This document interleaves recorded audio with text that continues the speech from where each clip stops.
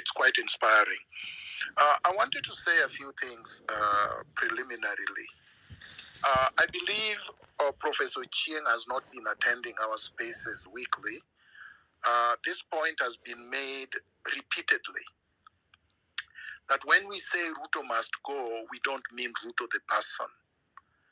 It is a clarion call that symbolizes a demand by the people for the overhaul of the system, including the removal of Ruto the person, the head of the regime of Kenya Kwanza, and the entire political oligarchy in Kenya.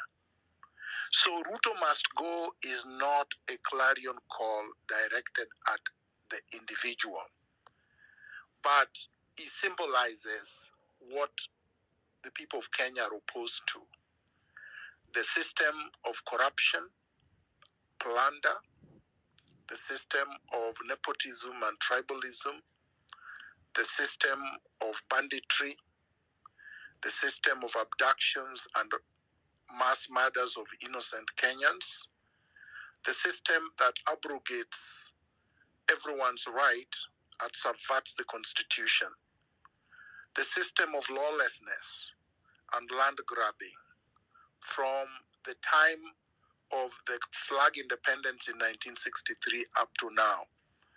They are institutionalizing this system.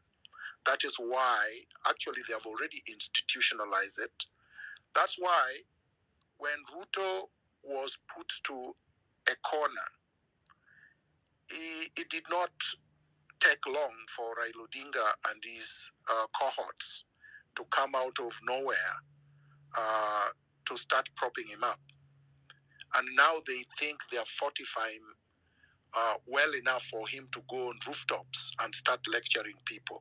I can see the arrogance that was there before June 25th has actually returned, with David Ndii and the rest going back to insulting Kenyans and the Gen Zs. They call them Gen Goons and other things. I would want us to reaffirm our commitment to this movement and to the revolutionary transformation agenda that the Gen Zs represent and have articulated. And we cannot do that if we don't organize and mobilize. Yes, this revolution has been and continue to be leaderless, tribeless, and organic. But it has to crystallize in terms of mobilization of all sectors of the Kenyan society, because no revolution can leave any generation, any gender, any class, or any region behind. We have to carry as many people as possible. So last week I talked of the broad-based movement where we are going to, and we must include all these factions and all these permutations of the movement so that we can win. We don't want to wait for 2027. It would be a tragedy if we allow this cabal to continue to be in power up to 2027. Kenya will be no more, because as it is, they have already bankrupted it. So I think if people wait until 2027, Kenya will be waiting for burial.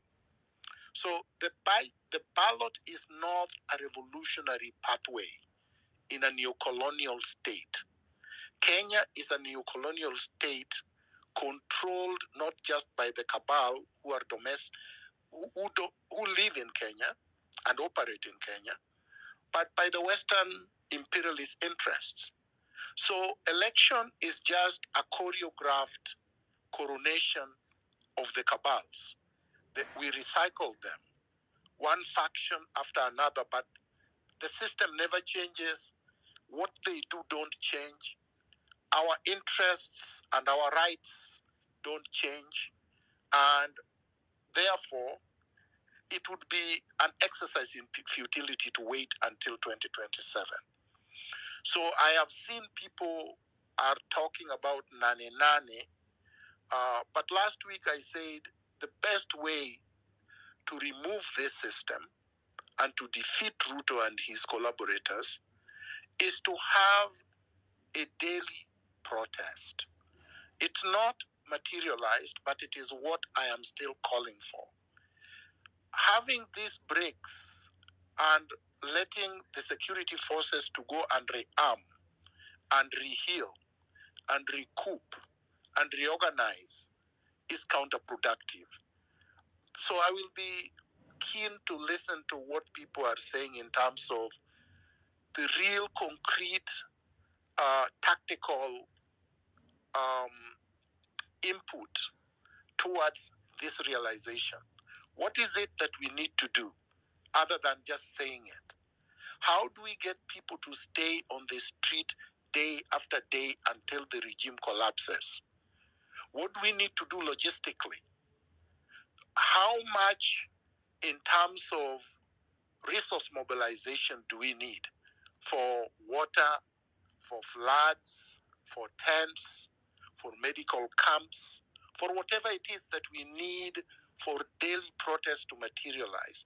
The students in Bangladesh have done a great job, but they're just students.